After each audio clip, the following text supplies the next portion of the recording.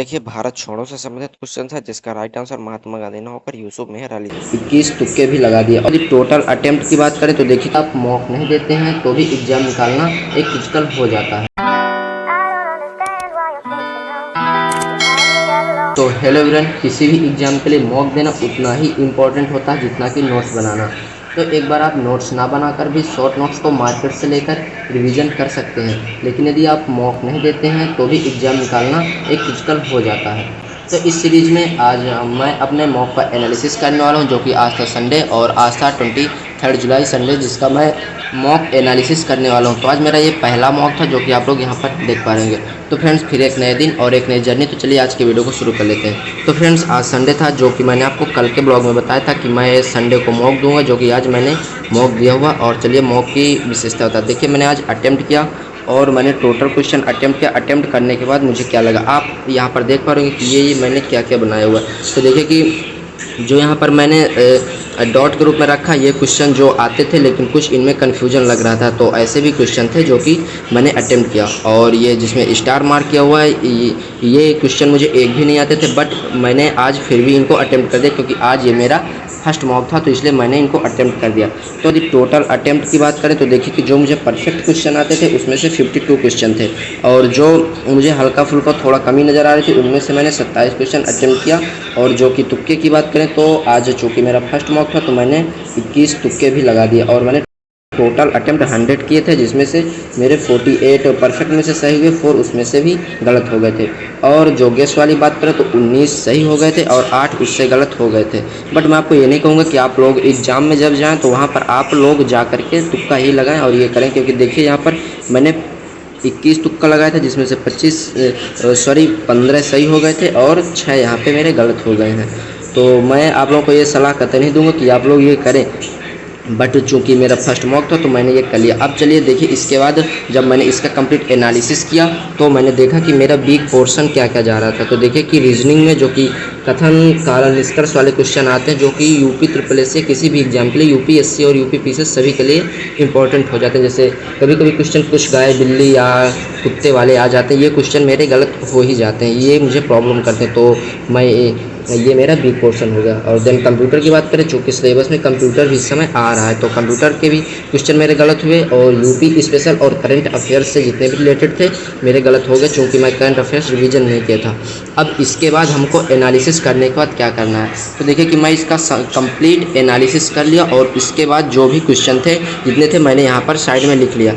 तो देखिए कि अब इससे क्या होगा कि जब मैं अगला मॉक दूंगा या फिर जब भी मुझे रिवीजन करना होगा तो मैं डेली इन सारे क्वेश्चनों का रिवीजन कर लूँगा, ताकि ये क्वेश्चन अगर इस बार से हैं तो गलत ना हो।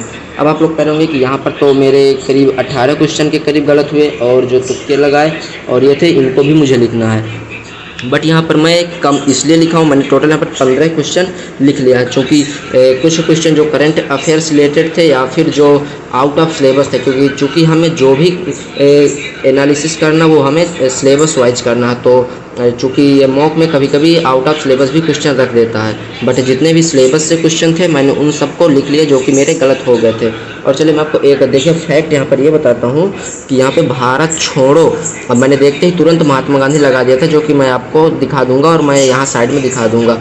बट देखिए इसका राइट आंसर जो कि इसमें आया था, गढ़ा किसने गढ़ा, ये मैंने पढ़ा नहीं था। तो आपको यही एक इम्पॉर्टेंट आपको याद भी करना है कि क्वेश्चन को पूरा जरूर पढ़ना। तो देखिए इसका राइट आंसर यूसुफ मेहर अली था और मैंने कर दिया है।